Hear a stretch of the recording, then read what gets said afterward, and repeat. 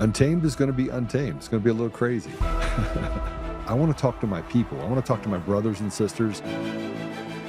We can have grace and humility in how we interact with other people. Oh, hot dog, look at you. And nobody talked about what's really happening. And let's have conversations about what truth is.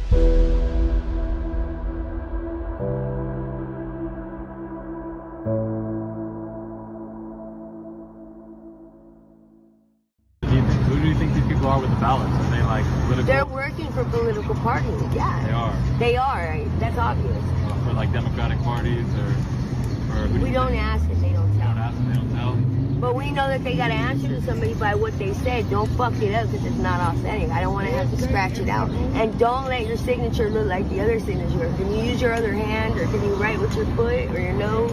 I'm serious. They ask you to do that? Yeah. On the ballots? And I've done it just so I could get the money and add it up and get my Betty. I've done Yeah, it. so how many But I ballots? had a monkey on my bed. Betty's no joke. How many ballots would you sign at once? Like At least, like, if I was lucky, 4 or 5. 4 at a time? Or 5. It depends on everybody if they need to hurry up and get to business. And they get you to vote for the same person. No, they want us to vote for whatever the ballot is. And I met a man at the train depot, and he said, "Are you a registered voter?" And I said, "No." And he said, "Well, that's okay. I want to pay you to vote." And I said, "Again, I'm not a registered voter." I sat down with him and I said, "Again, I'm not a registered voter." He said, "Oh, that's fine." He pulled out his phone and he said, "Do you got nice penmanship?" Well, yeah, why? Okay, here's the names. What I want you to do is write this name on this form and then sign the signature, and I'll pay you. I said, "I'm not doing that." "But I'll pay you." I said, "I don't care." "Oh, okay." And then he walked away. He was trying to pay me to do voter fraud, and I'm not doing that. Whew. The homeless are actually admitting that they're committing voter fraud. You have now images coming from the ballot counting station of stacks of ballots. You have 16-year-olds that are voting in elections. 16-year-olds. Our election systems are largely illegitimate. There's nothing legitimate about any of our election systems. And if there was, you wouldn't have to pass a law that says you're not allowed to look under the covers. And we have this problem not just in California. This problem is in Colorado, Virginia, Nevada. It's in all 50 states. When the people in charge who are supposedly elected are saying there's nothing to see here, you're not allowed to investigate it, you're not allowed to look under the hood, that shows you everything you need to know about the slave state that they've created. And we have a guest today, by the way. We're going to run through a few things, and our guest is David Willson. David Willson put his hand in the hat, his hat in the ring, so to speak, to run for the Attorney General of Colorado on the Republican side of the ticket against Michael Allen. It's no secret that he is one of my favorites. Michael Allen is a guy that ran away from election fraud while talking about the fact that he's for election integrity. He's not. He's not.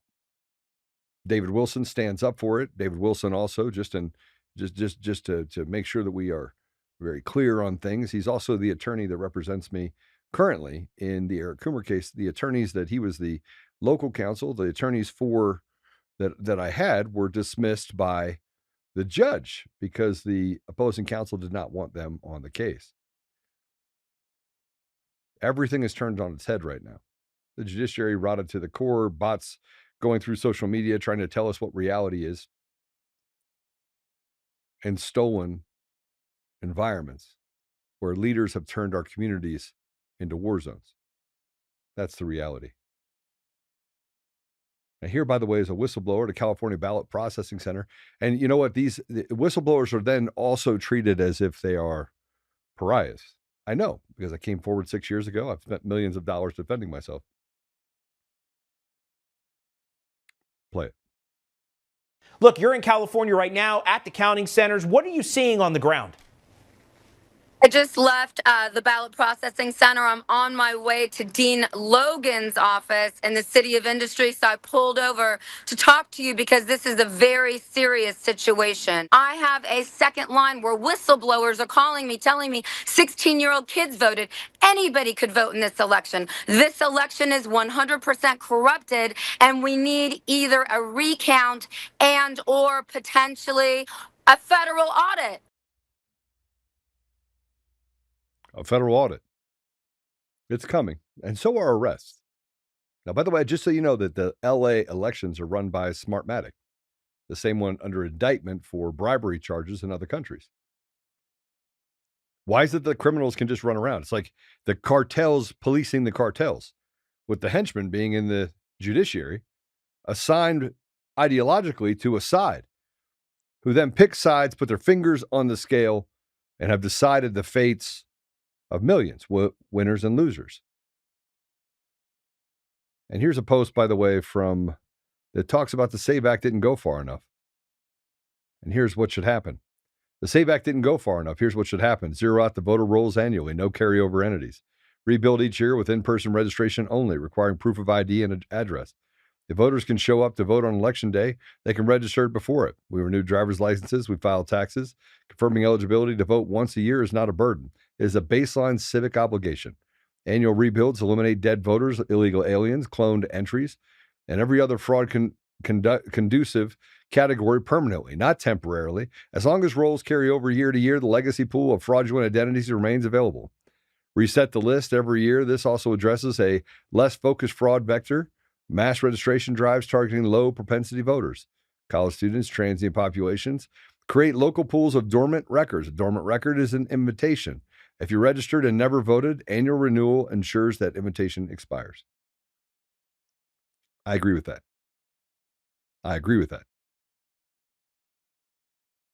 And here's President Trump when he's asked about bringing Americans into the Oval Office. Let's go ahead and play it.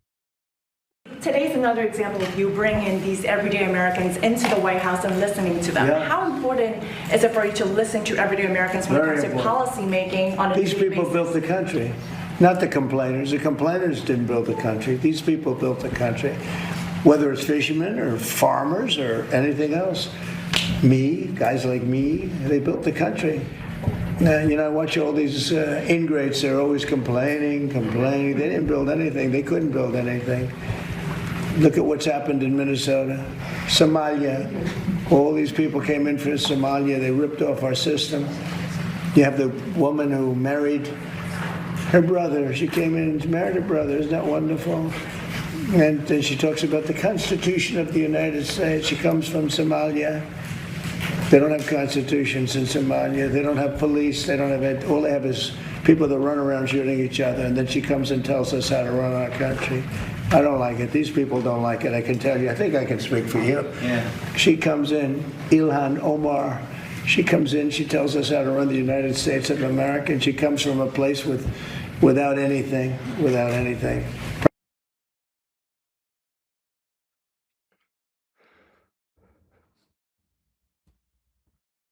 When are we, the average everyday American, going to get a chance to have a seat at the table?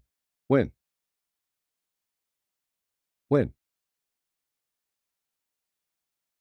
Where are we if somewhere in the middle of all of these pieces?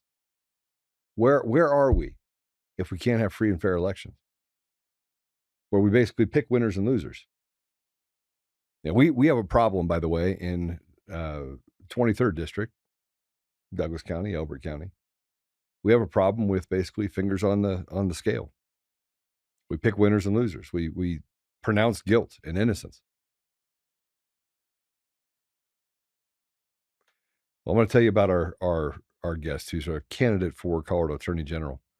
By the way, entered the race, I think 5, 7, 9 days before the election for the primary, and still got over 30% of the vote at the assembly in order to get on the ballot for the primary ballot. He's a retired U.S. Army attorney, former prosecutor with over 20 years of military service. He served as a special assistant U.S. attorney and worked as defense counsel, bringing a multifaceted perspective to the criminal justice system. He'd be the perfect attorney general for the state of Colorado. He holds an amazing amount of legal expertise. Not in defamation, which is kind of the we've talked a little bit about that. He's trying to bring himself up to speed on that. But he's also a cybersecurity pioneer. So not only did he work on the law side, but he also worked on the cyber security side. He's been in advocacy for constitutional rights since 2020. He's been a vocal advocate against government mandates, representing service members, doctors, and citizens to defend constitutional liberties. I'm going to let him talk about his campaign pillars. But I think that the one thing I can tell about David is that David believes in restoring and maintaining accountability at all levels of government while being transparent. So with that said, David, welcome to the show. Thank you, Joe. It's good to be here. How are you? It's good to see you. I'm good. I'm good. Just as you know, working through a rotted judiciary that I can say the things that you probably can't say. Actually, I know you can't say it without losing your law license. But we're here to talk about your run for Attorney General. So let's just jump into it. You're running against Michael Allen for the Colorado Attorney General. You're probably the most even-keeled, honest man I've ever met. And so tell us, talk to us. The primary ballots are out, huh? I have you to blame partially for this. Yeah, you do. So based on what you were just showing with President Trump, one of the things I've been telling everybody, and I've talked about for a long time, is that I am sick of politicians who want to get elected and love you at that time and then disappear. And so if I get elected, I will have a town hall at least once a month around the state and online to make sure I can hear what the people are saying, as well as give them updates as to what's going on. Because, everybody talks about transparency and then nobody does it. So I'm going to ensure that happens and everybody knows what's going on. People need to be fired up because there's a lot of crap going on that nobody's addressing or ignoring. Like my opponent in this race, he's had multiple opportunities to deal with multiple things since he is district attorney, and nothing ever happened. And that's why I'm here. If he did his job, I wouldn't be in this race. And like you mentioned, election fraud, also the porn in the schools, attacks on our children's innocence, attack on parental rights, the rising crime. How can you, as a district attorney, run for the next level and say, I'm going to lower crime when crime's going up while you've been district attorney? And people need to start asking him that. How can you stand on your record when your record doesn't show anything? So, well, those are just a few of the issues. Well, I mean, this is where we get to. This is where we get to the how would you call it? The gamemanship that happens in politics. I certainly know about it now. I know what proxy votes are now very well when it comes to elections and how you can rig an election with that information. But I think Michael Allen got himself embroiled in a Eric Holt deal, which was he was the fire chief, and they had an election, and he was asked to look into the election. He looked into it. It was obvious voter fraud. It was so obvious. He had video evidence of it, of voter fraud, voter intimidation. The writing was on the wall. He lost his job, right? Got sued. He then sued the people for wrongful termination. This is a guy that's been a Boy Scout, served his country. And they basically, Michael Allen was having conversations with his father, who represented the other party, and so therefore threw out the case for the voter fraud. So we're talking about a family affair of hiding improprieties and crimes, and now he wants to go to the AG's office, and he wants to run for Attorney General. Yeah. Well, and what you're seeing is an inside look at big establishment. And to add to that resume of big establishment, he's also announced how much money he's been given so far, and that he's guaranteed like double that if he gets through the primary. That's coming from, big, huge donors. That's not the average citizen saying, "Here, let me send you $100." And then to add insult to injury, big establishment, Denver Post, very liberal Denver Post, has endorsed him. And at first I was mad. I'm like, I did an interview with them, and then I never heard back from them. But what it told me, and somebody cued me in, was that that's because the Democrats are afraid of me, not of him. So they're going to push him as hard as they can to get him into the general election, and then they control it. So. Yeah, no, it's the problem. This is there's a murder case down in Colorado Springs, Mm-hmm. where there was an admission of guilt. Like it's a slam dunk case, right? Michael Allen was a DA in that case. And that case was overturned, and they said they needed a new trial. And it was an obvious case of the crime being committed. Mm-hmm. And he botched it. So how do we trust a guy like Michael Allen in that position as Attorney General when he covers up election crimes and allows for the persecution of a veteran? Now, he said he's a veteran, so he basically left his brother behind because of politics, right? And stood on the scale of justice and did not prosecute election crimes because it would have led to his case being that case going forward, which then he had to take it all the way up through the appeals court for wrongful termination. And he can't even get with a conviction, I mean, I think it was there was an admission of guilt. Now he got a new case. He botched a almost easy case, and he botched it. It's probably one of many. Was this are you referring to the case where it turned out there was a relative on the jury? Yeah. Okay. And I don't remember if it was the assistant district attorney's relative or Michael Allen's relative, but there was. Well, I mean, his dad is deeply involved in the case with Eric Holt on one side, and they're passing back conversations between the DA's office and his dad's law firm. Yeah. I mean, it's a public affair. It's like a cartel. Just goes back and forth. But these are the ethical people that we have in our society. But to add insult to injury, it was either shortly before or right after I decided to run. He held a town hall and he touted that case and said, "We got the highest sentence you can get minus the death penalty because we don't have the death penalty."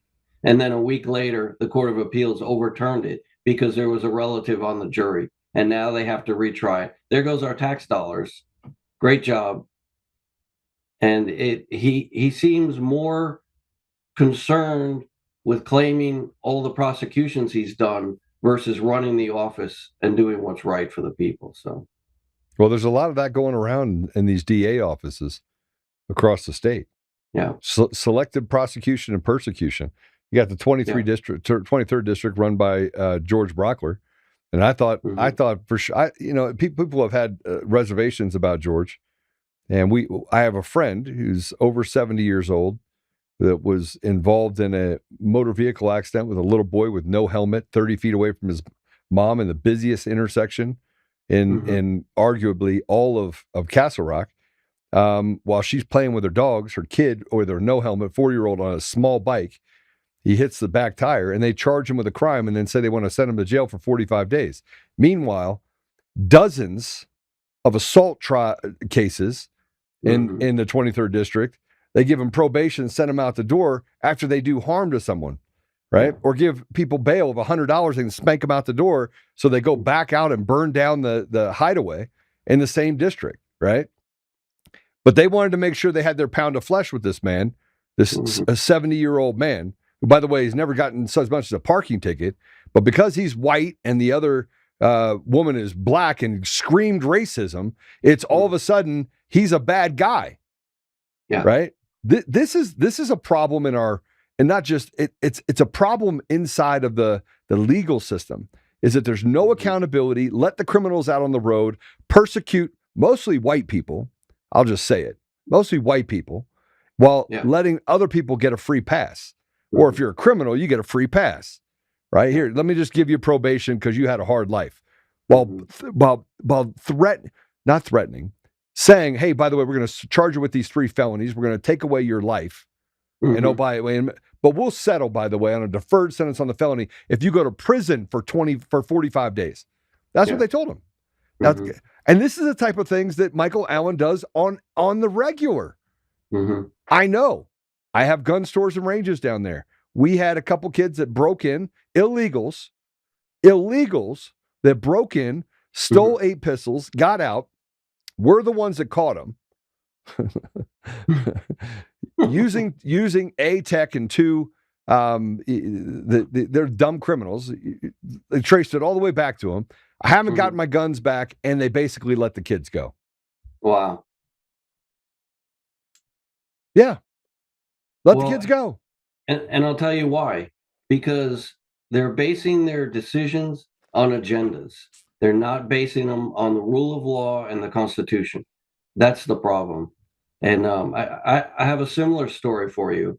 But real quick, the decision in the primary is easy. If you want status quo, you continue with my opponent. If you want change, you vote for me, because I'm going north to Denver to change things and then go home. That's my goal. I'm not looking for the stepping stone, the political position, or move up the ladder, fame or fortune. I want to change things for my family and for everybody else, and then go home. Will it be an easy job? No, not at all. The story I wanted to tell was I sort of represented parents. We never actually got into court for a lot of different reasons. But they had a 12-year-old son who was coming out of the middle school. And while he was coming out, it was the end of the day. It was crowded. He was trying to squeeze between a pillar and a group of girls. And as he was doing that, this one girl ended up spinning around. I don't know if she fell or dropped something, but she just ended up spinning around. He didn't even notice this 12-year-old boy. He kept walking, and then his friend had to tie his shoe. So his friend bent down, and this kid stopped and waited for his friend. This girl came circling around and pushed the kid, and the kid, he was much bigger than her. He looked at her like, what's your problem? There was no audio. And then she walks away. Well, they end up prosecuting this 12-year-old boy. Why? Because this girl claims to be transgender. She claims she's a boy, and now they're trying to say he attacked her.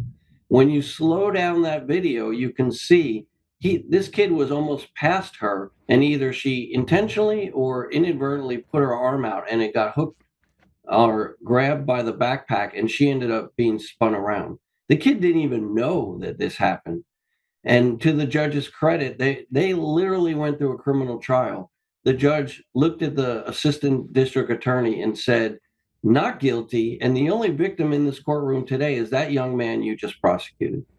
And this kid had to do therapy. He left the school and was homeschooled, all because somebody had an agenda. And I'm tired of the freaking agendas, and I will get rid of the agendas, certainly in the Attorney General's office. No more agendas. You'd have to fire everybody. You'd have to fire all of them. You'd have to fire every one of them. Well, as you know, I'm used to doing big jobs I don't feel qualified for, so. I could be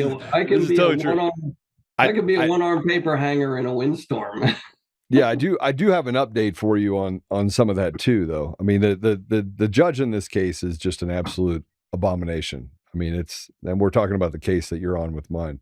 And I can say it. I mean, he's a crooked man. And not uncommon to the judiciary.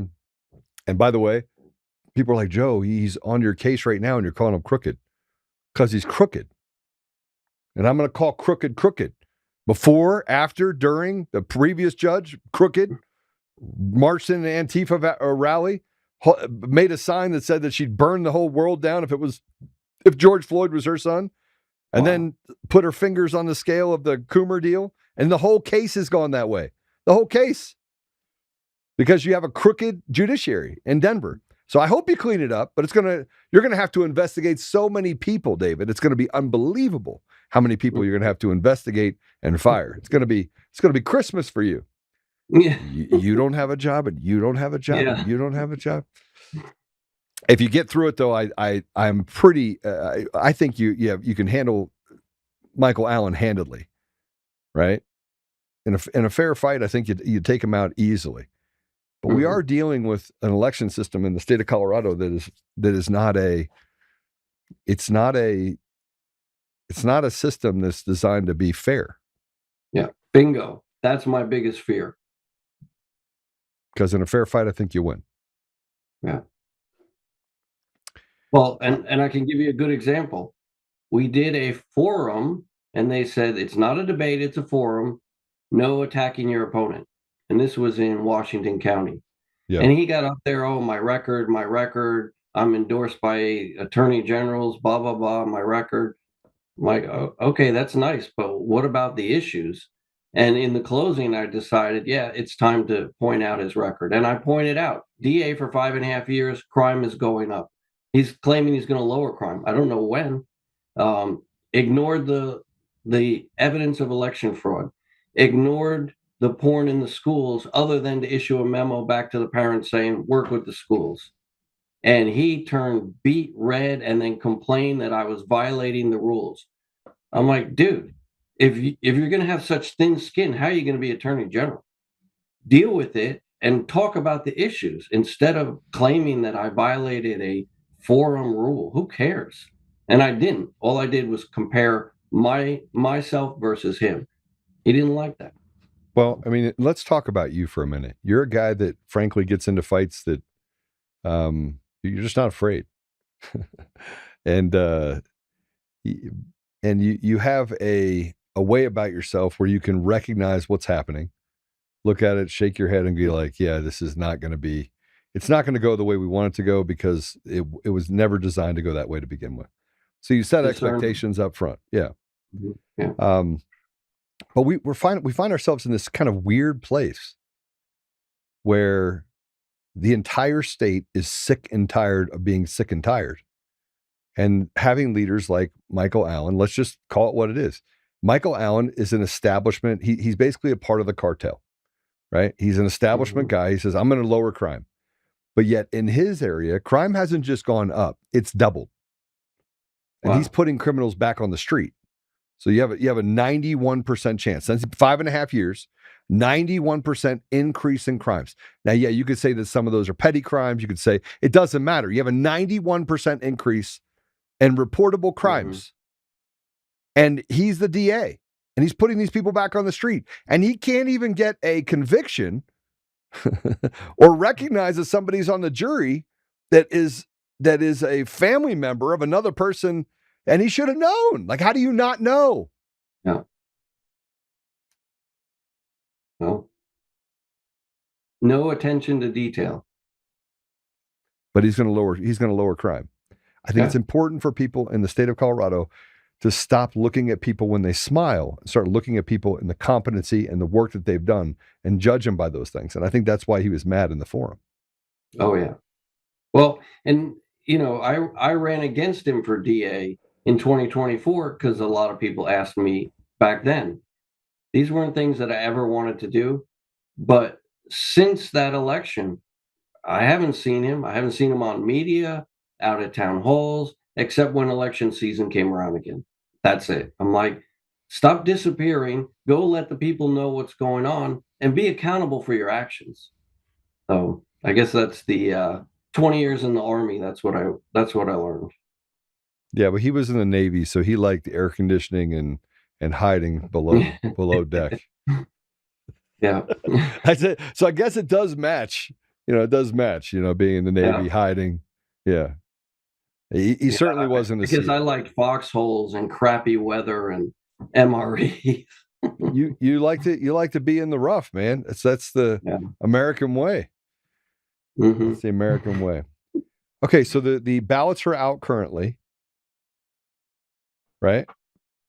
There's I think the election is it June 30th? Yes. June 30th. And we'll know June 31st or soon after the deal. How do people follow you? How do people find out about your platform? I don't want to beat a dead horse. I don't want to keep you on here and get you gotcha. I want to I do want to play this though. This is a campaign video for you. So I want to, if I could play this, then I'll get your thoughts on that. Then I'll get a way that people can actually follow you. So let's go ahead and play this video. When government can threaten your job, your license, or your freedom because you refuse to comply, liberty is in danger. My name is David Willson. Since 2021, I have fought the COVID mandates and government overreach.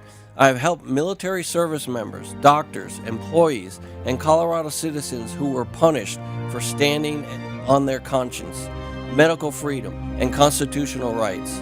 As Attorney General, I will not use the law as a weapon against people. I will use the law to defend the people.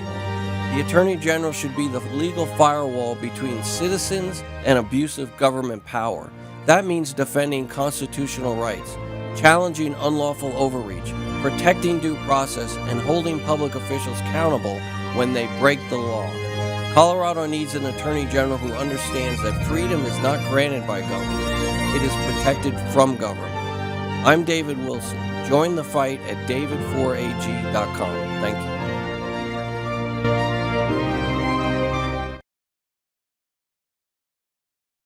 Yeah. david4ag.com. I would have you in every one of my foxholes. Now I'm a better shot, so I probably be protecting you rather than the other way around. Let me tell you a quick funny story. When I was doing training at Fort Bragg, we were told we were going to be probed and attacked by the 82nd Airborne, and we went out on a fire mission. We came back after dark, and we had to go find our foxholes. Well, as anybody knows, out of two people in a foxhole, one person's supposed to be awake, standing watch. Not everybody is asleep. So we're crawling around trying to figure out which foxholes are ours and shaking people because everybody's asleep. The whole perimeter is completely asleep. And as we're shaking people wake up, somebody grabs their weapon and just starts firing. Are you serious? Umbrella flares are going off, lighting up the whole area. I'm like, oh, there's my foxhole. Thank you. And the next day, the story was, wow, did you see all those guys attacking us? I'm like, you bunch of idiots. Oh, the stories you could tell. But David, we need you as the Attorney General. And here's the thing that I appreciate about you the most. You've never asked anyone, are you a Republican? Are you a Democrat? Are you an independent? Doesn't matter to you. No, I don't care. Are you an American? And you've held that ground of, that it's irrelevant. It's irrelevant what you think. What is relevant is, how do I protect you from those that would want to harm you? How do I protect you from government overreach? How do I protect you from things that are unfair, or unjust, and are taking from you what was never theirs to take? Yeah, and that's what I've done for the last 10 years or more, because I'm court appointed representing parents having their kids taken away by DHS. I went into that thinking, these parents, they just want to party and get high. It was about 6 months later, after working with, and at one point I ended up with 100 cases working with these parents, and I realized they're dealing with significant trauma. They don't deserve to have their families destroyed because they're struggling. So I spent 10 years working with them, trying to help them get off the drugs, get out of living in a tent or a car, and get back, and get their family together. And it's extremely emotionally draining, but it goes back to human decency. They've screwed up. They know it. They need help. So help them. Yeah, I agree with you. David, thank you for joining us today. I really appreciate it very much. And I appreciate you getting into it. I remember sitting outside the courthouse and I was like, you have to run. You're like, nah. Yeah. And I was like, pray about it. You have to run. That was like one of those "Are you crazy?" moments. Yeah. I mean, we should have been planning it last year. So, I mean, but I think it's providence, right? So we got to get out there. People have to be able to donate money to you. So you need to make sure that you donate. Go to his site and donate. But and then we just need to make sure we get more of the message out about what Michael Allen has done. He's a paper tiger. He talks about what he can't ever accomplish because he hasn't accomplished it in the position he's in. Yeah. Very clear. All right. God bless you. I'll see you soon. All right. Thank you, Joe. All right. You know, it's the ones that really have the ability to affect change and do the right thing that people are afraid of. And so you have this political apparatus that runs away from people like David Wilson. You have judges that run away from them too. We're going to take a commercial break. When we come back, we're going to talk about more fraud and more victimization of our people, the American people. We'll be right back.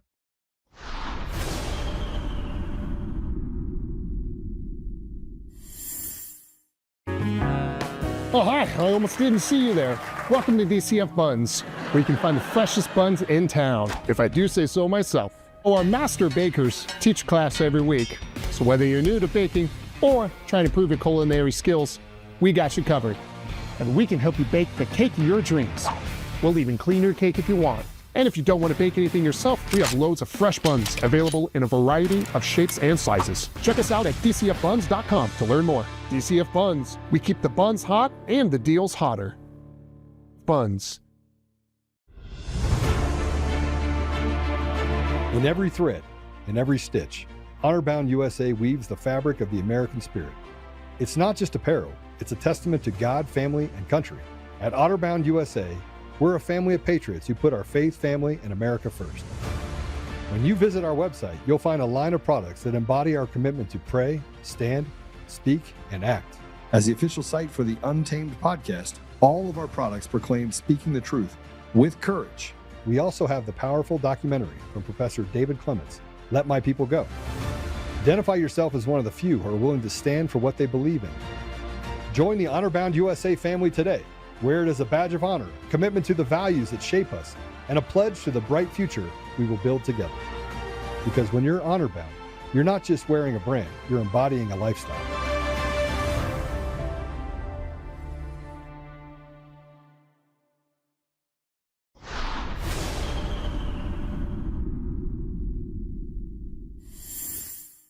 We need to understand the real reason why USAID is in Africa. And not just USAID, but other NGOs. You look at DFID, which is the British equivalent, and many other smaller ones.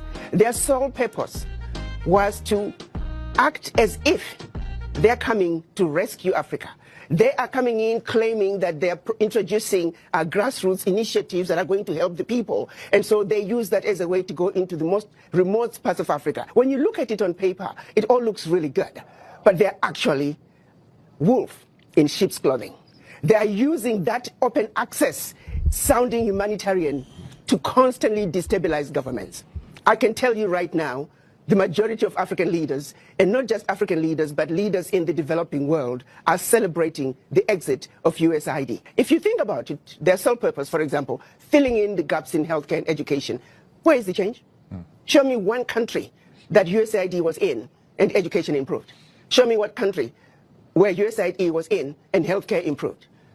The social services they're bringing, it's peanuts. The American taxpayer needs to know the billions of dollars that are being given to USAID, a fraction is making it to the people. This isn't just some random woman saying this. This is the African Union ambassador to the U.S. This is somebody who knows what's going on, who's been there and been on the ground. Now, she's saying that the USAID money was used for destabilizing governments. This is something we see over and over again. All the money that was supposed to be used for these programs was actually used for political meddling. This is something that happens in the United States all the time. One of the other things that she says here, right here, funds are allegedly diverted with little accountability. USAID was nothing but a giant money laundering operation. And check this out, reports of funds not reaching ground level, meaning all the money that's sent over there never goes to where it's supposed to go.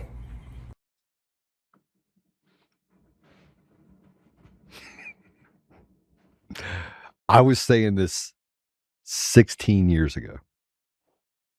I remember, okay, let's go through it. It's been long enough. I'm not subject to any sort of, I can't even imagine what the file looks like for me by the State Department or FBI, whatever it is. I can't even remember. I can't even imagine what that file looks like. Like, who is this guy? And I remember the conversations I would have when I would go into certain areas, like, who is this guy? Super smart, state school educated. Books were lighter, had less information in them. How is this guy able to solve problems? How is he able to see problems the way he sees them? How does he see dead people? In essence, that's what I'm saying. I see dead people.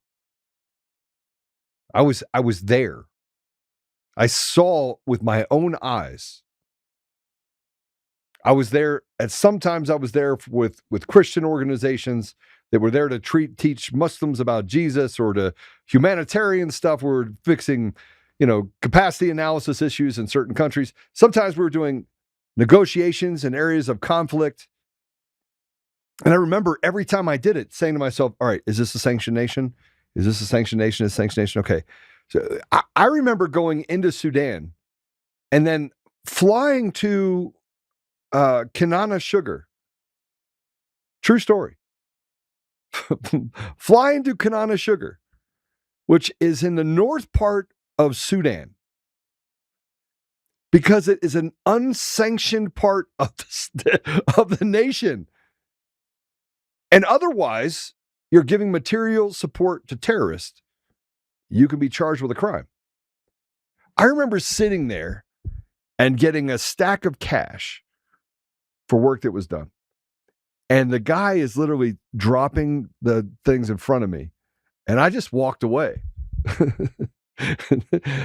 Because the way he was doing it, I just looked around and I was like, somebody's recording this. And it wasn't illegal, but the fact is it could look illegal. And so I knew that there were CIA people inside that environment. I knew, because I was sitting at the Pan Africa Hotel. I was in Kenya. And I sit down at the bar and a guy sits down next to me, and he works for USAID, and he is sharp. Sociopathically sharp. And you could tell. He was spitting out stuff. I promise you this is in my file. And I was like, yeah. At that moment, something inside of me said, loose lips sink ships. Stop talking to this guy. I remember going and investigating the Millennium Villages by Jeffrey Sachs. We're going to, solve poverty across Africa. And I read these amazing reports out of Columbia University by a guy named Jeffrey Sachs, the same guy that talks about election fraud, was on Tucker Carlson. He's the guy, right? And how in the world did Joe know that the CIA headquarters of education is at Columbia University and at Berkeley? How did I know? I know. The legal interference and the way to manipulate the judiciary, that starts in Harvard. But you want to talk about the manipulation and the destruction of nations around the world? It starts at Columbia University. That is the epicenter. That is like the breeding ground. That is the recruitment center for the CIA. And they look for people that are willing to go through this educational experience. Now, I love to learn. So I get involved in things and I take classes and I learn. I read lots of books. But how is it this guy, Joe Oltmann, in 2010, can get on a BBC talk radio and say that these Millennium Villages are all fraudulent? There's no economic activity at all happening in any of the 6 that I was in. None. 0. The bins were dry. There was no distribution of product. The African people were not getting fed anything. And all of the reports that Jeffrey Sachs put together were bullshit. They were a lie. And I debated it on the BBC radio. True story. 2010, 16 years ago, I was mid-30s. How does this mid-30s guy that blew up 2 companies, mismanaged people with capital, went from being worth 20 million to 3 million, went bankrupt, did all this stuff? Because that's what happened. I literally got attacked and I poked the bear and I lost. But then I ended up winning later. But it took me years of litigation. But, I did things that to make my business not survive. How did that guy end up in the Middle East and sitting in rooms with influential people and solving massive problems on capacity analysis and infrastructure development and helping people resolve certain things and negotiating on certain things? How did he end up in there? I don't know. I have no idea.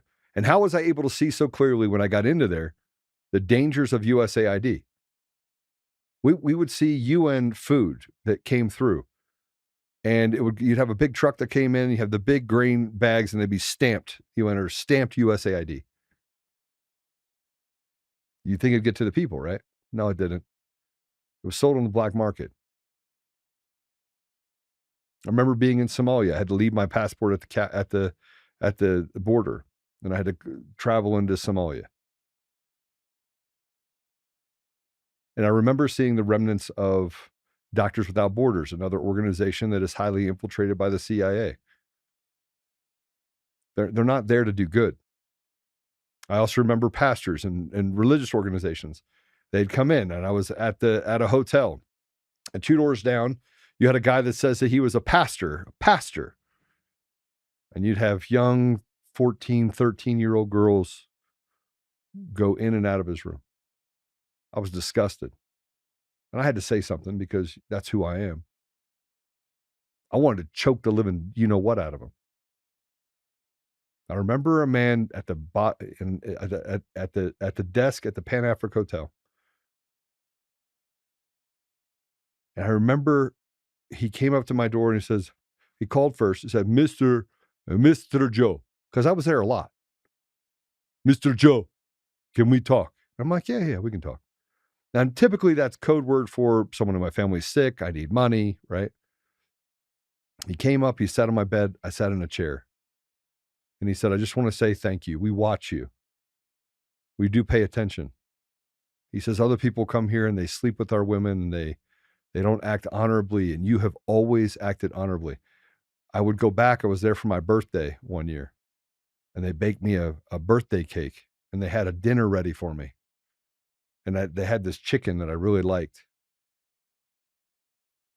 And they knew it was my birthday. And I was there for my birthday. And so they celebrated my birthday with me.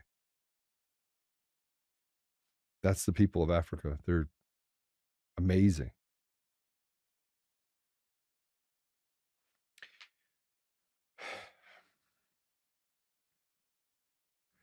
We built this thing called the Comprehensive Peace Agreement.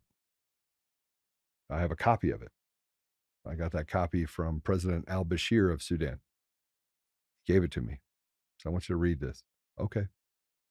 Now you have the East Peace Agreement as well, the EPA, and you have the Darfurian Peace Agreement. These are separate agreements. And General Schwarzkopf, by the way, was one of the people that signed and carried out the elements of the Comprehensive Peace Agreement. And I remembered that there was a bunch of things that couldn't get done. And I would hear all the problems with how these things could get done. I mean, I'm telling you this is, how is this guy Oltmann involved in this stuff? You could check, by the way, you can have a conversation about all of this with their people. This is not like Victor Marx talks, right? These are, I have pictures. I have pictures with me with Mohammed Hussein Falala, head of the Hezbollah, in a bombed out shelter in the bottom in 2009 with a pastoral group that went over there. Then I sat there and I looked at this guy and he's talking. And sometimes you can see God in people. And this guy, they said he's a terrorist, and it shook me to the core because I'm like, this guy's not a terrorist. Oh, he's pretending. No. What we do is pretend. What they do is fight for their own people. We create terrorists by bombing out entire groups of people and sending the CIA and the USAID. But inside of this, I remember being in a truck and I was going from North Sudan to South Sudan. And the truck was carrying cash. True story. And the Abyei district is a district that sits between North Sudan, or what now is Sudan, and now South Sudan. And it's an oil-rich area. It's actually there's other minerals and things. It is a very rich country in resources. But this oil was being sold in arbitrage. It was being sold for pennies on the dollar. So there's lots of outside influence of getting access to it. So you have billions of dollars that go through this, and you have Costello Garang down in South Sudan who's saying, hey, look, they didn't send us the money. And I was like, yeah, they did. And it was like this big thing. Like, they're not honoring their agreement. And so there's all of these lies that get told. And the people in the middle of it, USAID. Yeah. And if you go across the border into Sudan, they talked about the fact that there were, minefields that people would get blown up in. You know who put those down? It wasn't the Sudanese. You talk about the hunger and the breakdowns of the healthcare system in South Sudan. It was a thriving system. Now it's completely decimated today. You talk about the economic activity that was happening in South Sudan and some of the agriculture that happens down there, completely decimated. You have Doctors Without Borders that came in to save them. You have a hospital network completely decimated. Education system, South Sudan, completely decimated. But we came in there to help. We said, you know what? We have to free the Christians in South Sudan. Here's the problem. It was a tribal nation. There were no Christians. We were just recruiting people and saying, oh, they love Jesus. Anything to get access to a little bit of food so they can eat. USAID, when that woman spoke about it being a lie, you can talk about USAID, their infiltration and what they've been able to do down in Guatemala when they were trafficking children through Save the Children, an organization that Joe Biden sat at the head of.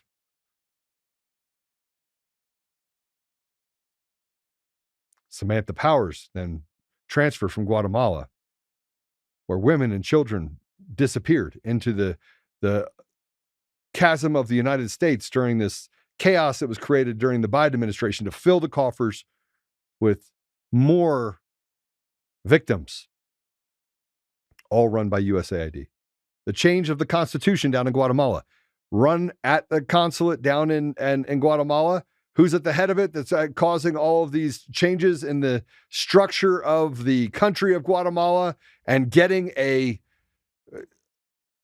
election where the president of the country is a deviant by a lot of people's, and you don't know what's true or not true, frankly. You don't know what's true. He could be a good man. He could be. But then the fight that happened between the AG, and then you had sanctions on the country, and you had Marco Rubio that's being told one thing, and he's getting these reports. And the truth is that none of what he was given was true. But much of what we got overseas in Africa, wasn't true. And it was all coming out of USAID, whose entire job was to make themselves relevant. Get more money so they could launder more money, so they could put money in different places. It was a big scheme. It was a big ruse and a big fraud. And so when President Trump said, I'm cutting off USAID, when I'm doing all those things, he was cutting off just a part of the tentacles of the snake that the CIA had. And that's why they wanted to kill him. See, the CIA didn't want to kill JFK. The CIA wanted to kill JFK because JFK was being honest with the American people just 3 days before he was assassinated. And President Trump has very clearly, over the last 10 years, told us things about what is happening that we've ignored. And in large part, the media has come out and said, how dare you? And they beat him with sticks. They tried to assassinate him. They went after his family. They went after him. They charged him criminally. And by the way, the person that was responsible for having President Trump be charged criminally is a guy named Eric Coomer, who went and testified in a grand jury down in Georgia that caused that infamous mugshot down in Georgia to have to occur. The same guy that was the head of the strategy and security for Dominion Voting Systems, the same guy that traces all the way back to Sequoia Voting System that was owned by Smartmatic, that is now responsible for what's happening in Los Angeles. Do you get it yet? A large part of our media apparatus in 2012, you had the Smith Modernization Act that allowed for the media to lie to the people with impunity. In comes social media, has all the bots, you have all the different things. They can make themselves look bigger than they really are. They can infiltrate and groom children. They can make them confused, create chaos, and all of a sudden they can degrade our society while standing up illegals and spitting on and stepping over Americans, the poorest of our Americans too, creating civil unrest, causing things for people to turn into animals because there's not much left to do. If you don't have education, if you don't have opportunity, what else are you going to revert to? Animalistic behavior. It's pretty simple. That's why we have it. These kids don't see any hope. They're like, you know what? I'm angry. I don't see anything in my future. Let's go rob a 7-Eleven. USAID is the equivalent of the CIA. The CIA is everywhere, by the way. They steal our elections here. What they perfected over there, they brought back here. But when she talks about these things that happen with USAID, it's synonymous with Bill Gates going in and putting in vaccines. It's synonymous with what they did in Sudan specifically. And I want to bring you back to something that if anybody has any sort of information to prove me wrong, I promise you don't. But in Darfur, they said that there was ethnic cleansing and genocide, and they indicted at The Hague President al-Bashir of Sudan. They used it as an excuse to cut the country in half. A person named Susan Rice was responsible in large part for all of that happening. She was the one that went to the UN and lied with impunity. She was the henchman. She was the Samantha Powers. She was and by the way, Samantha Powers on a $160,000 salary now is worth $20 million. How? Because it's a cartel. Just like the CIA agent that had $40 million in gold bars and $2 million in cash and watches and everything else. It's why the most significant assassination in the history of the United States on September 10th, 2025, is something we should never forget. Charlie Kirk. And you have Candace Taylor that digs into stuff, and you have Tucker Carlson that digs into stuff, and they became our pariahs. These were the revered in our society as people that were truth tellers. And now the more information they're fed, some of it's probably fake, some of it's probably not. But the fact remains that there are people that caused the death of Charlie Kirk. And it wasn't a 22-year-old kid that got on a roof and took a lucky shot with a 30-06 that frankly would have tore Charlie Kirk's head off. The kinetic nature of that shot does not match anything to do with the ballistics, but they believe that the American people are stupid. They also believe that you're stupid about what they do over in Africa, that you don't care. And likewise, at the same time, you have a bunch of black people here in the United States that are like, yeah, we should stand up for Carmelo Anthony, the guy that stabbed a guy in the chest. Because that's how you solve problems. If you want me to start solving problems that way, yeah, you call me violent. You say, I call for somebody to be tried for treason. When found guilty, I feel like they should be hung by their neck until dead. Oh, Joe calls for violence. He wants to go after our political leaders. They aren't political leaders. They're selected leaders that have created a system that enslaves the American people. What that woman said about Africa is real. And the crimes that we've committed against humanity are real.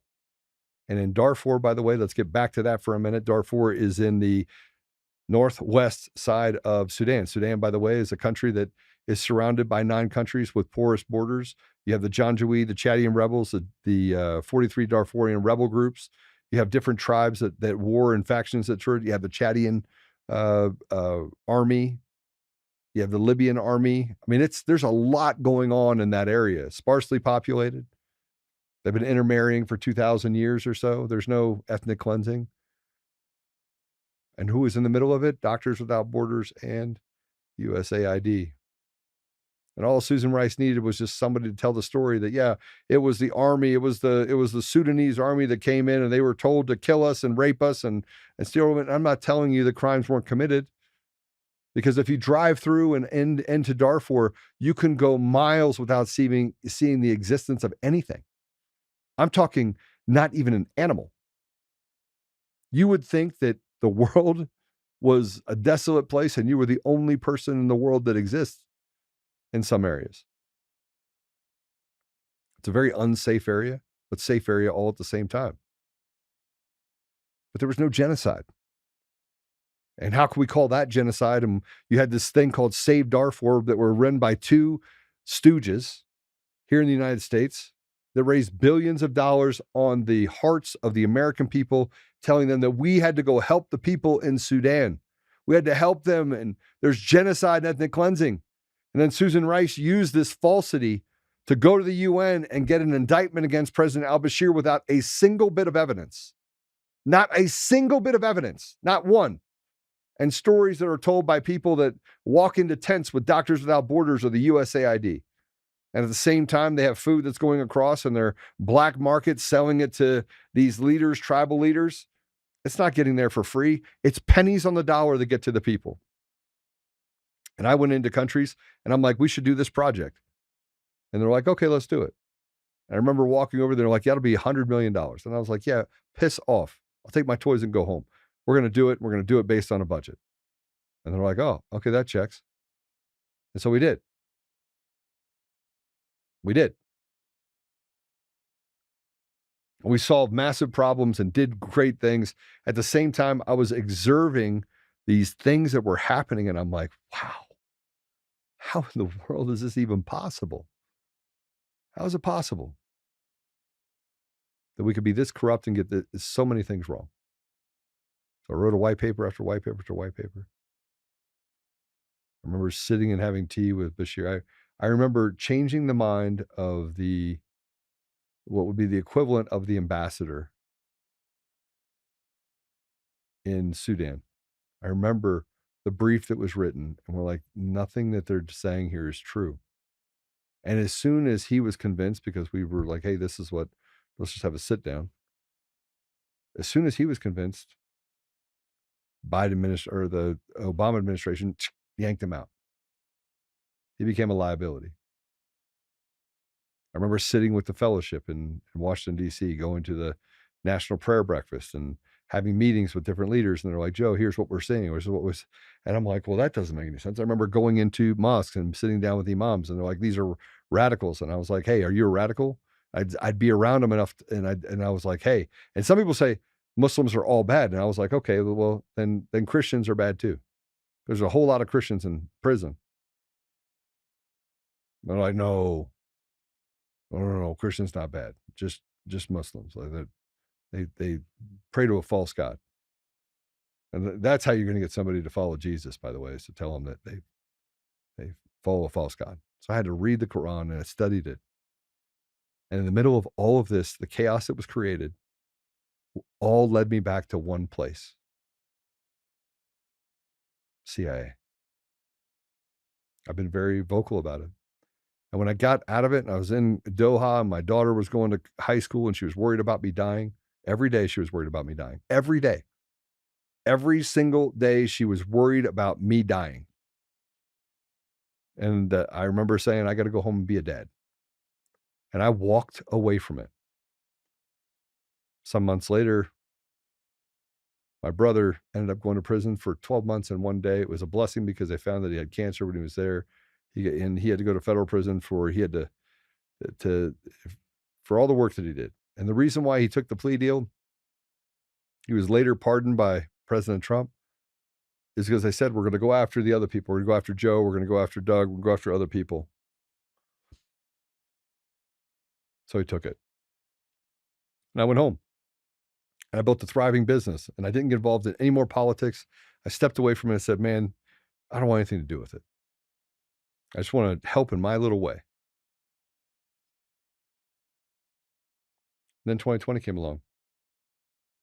And the same bullshit they did over in Africa with Ebola and everything else that they did, and the vaccines and the scare tactics and going in and doing bad things and sterilizing entire communities and entire villages, they were bringing it here.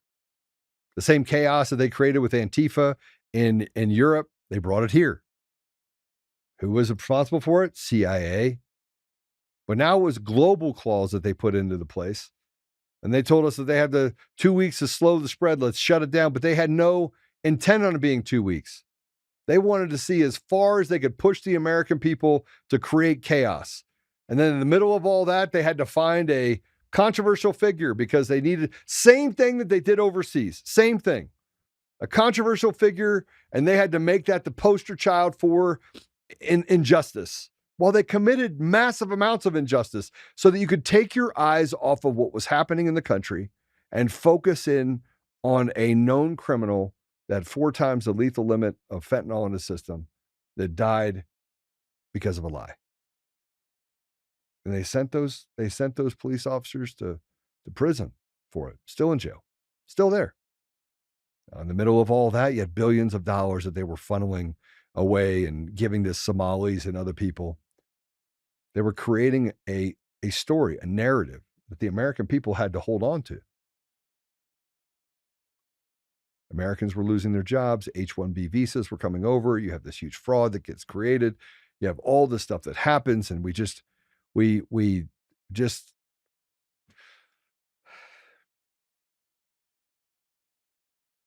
it's garbage.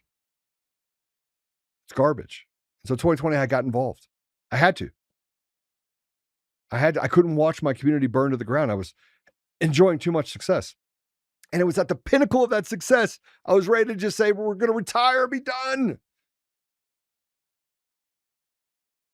Then my conscience and God's yearnings pushed me into a place where I had to stand with my brothers and sisters. And it cost me plenty over the last 6 years. I want to show you this because just like the stuff we saw in Minnesota, we keep busting rings over and over and over again, and it leads to petty crimes being persecuted. But no one ever really pays the consequence.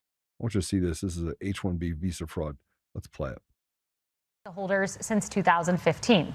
Over 70% came from India and nearly 12% from China. And when you zoom in on this map you're looking at, you can see where most are being hired. The dark red spots show a high density of H-1B visa holders. And now we're learning more about the fraud within the program.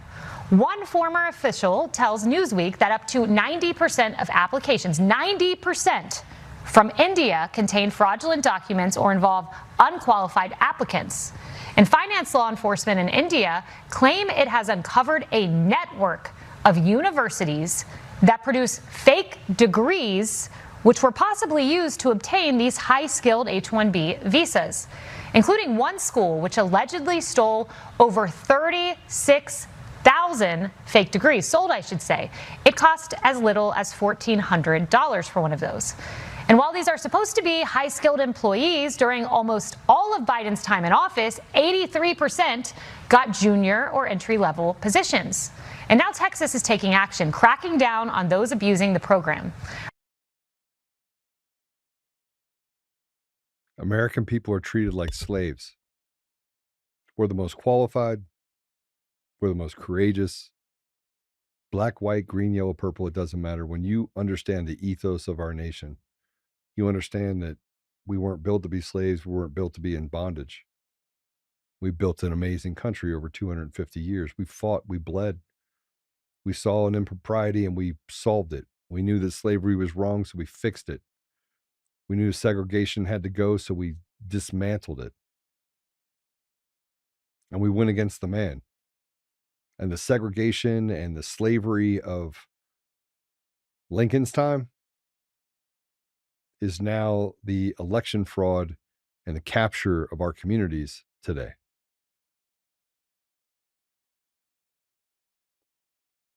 Americans are feeling the pinch, and people are stealing from us what was never theirs to take.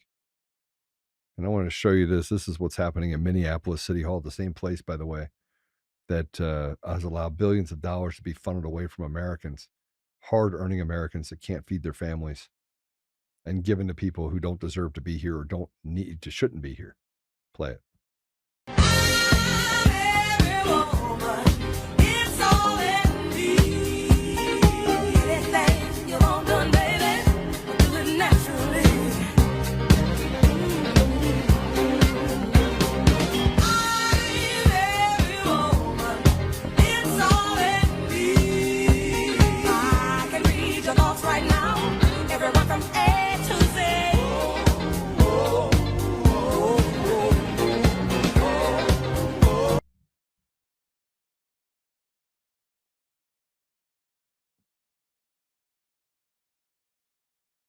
I don't know.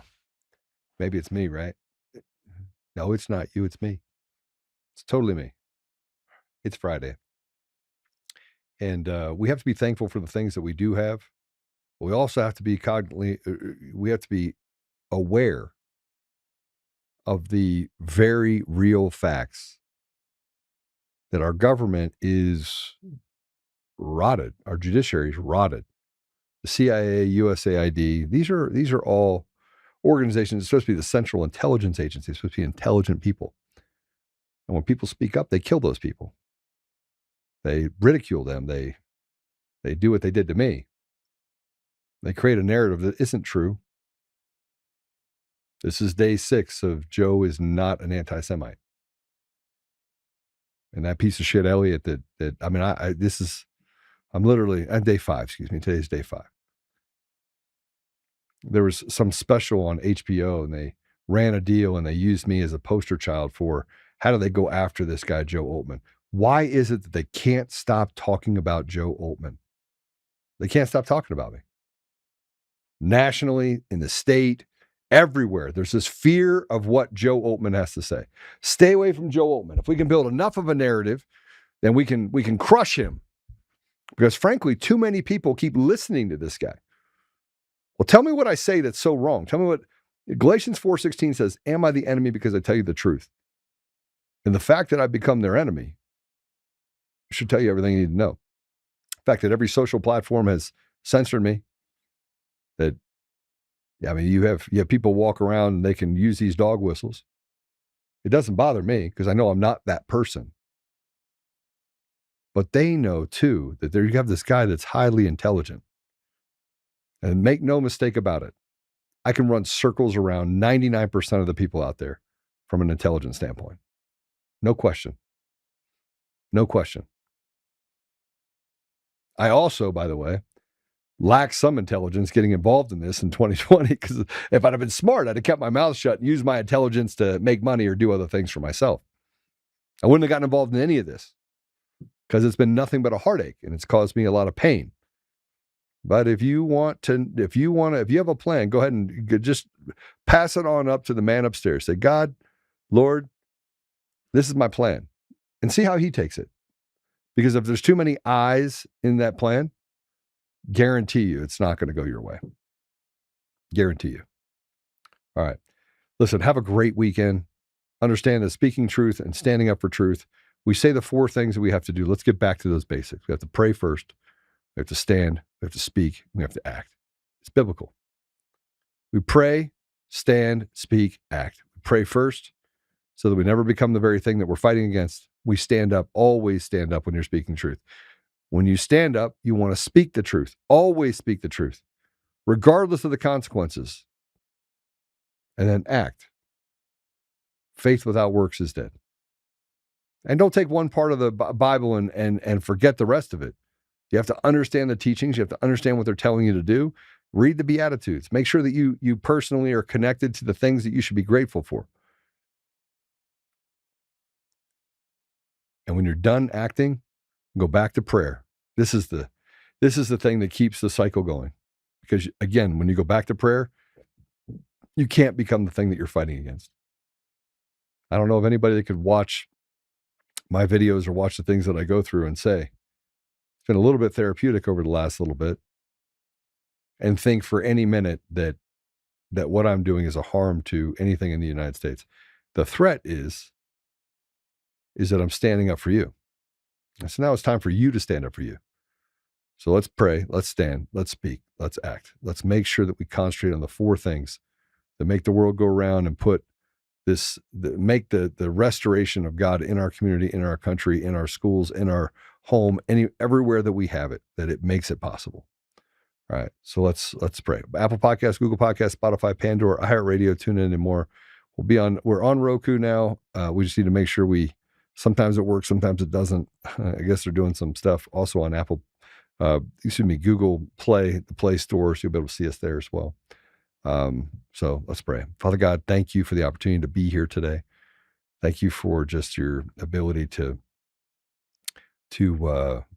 lift the burden off of us and allow us to see clearly what's right in front of us.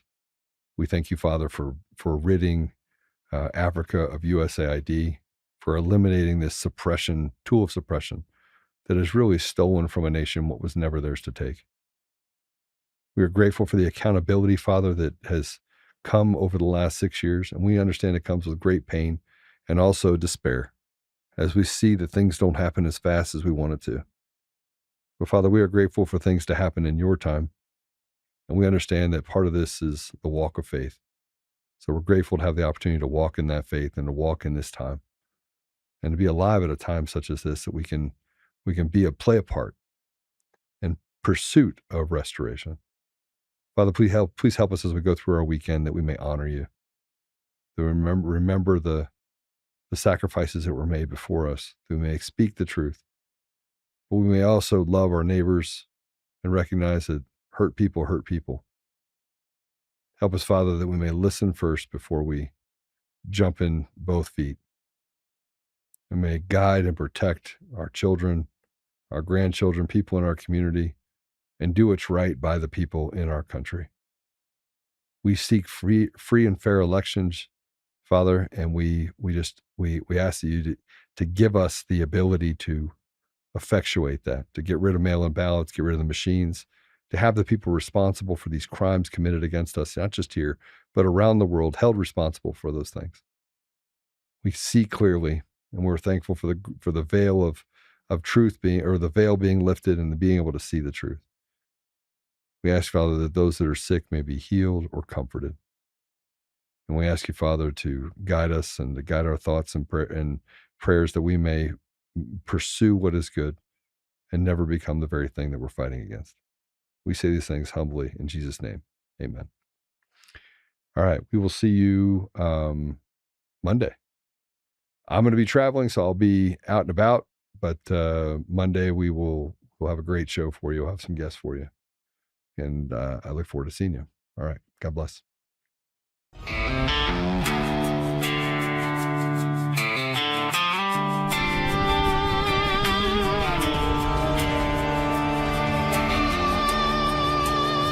Rise up untamed, in the heart of the fight where the wild ones roam. Joe Oltmann's calling, bringing truth back home. From conservative daily to this untamed fire, we shatter the silence, lifting spirits higher. No chains can hold us, no lies can prevail. Authentic and fearless on this rugged trail. Patriots gather under stars and stripes. Untamed nation, igniting the night. Untamed nation, let the truth roll out in this land of the free. Standing proud from sea to shining sea, we won't back down. Catch the fire, wear the crown. Untamed nation, it's our battle song, motivating hearts where the brave belong. Yeah, untamed and wild, forever strong. Play it again all night long.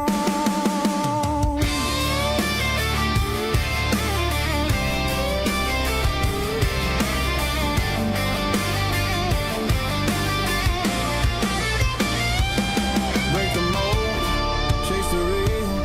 No more games, time to heal. Joe's voice leads the untamed crew. Truth matters through and through. Untamed nation, let the truth roll out in this land of the free. Standing proud from sea to shining sea, we won't back down. Catch the fire, wear the crown. Untamed nation, it's our battle song, motivating hearts where the brave belong.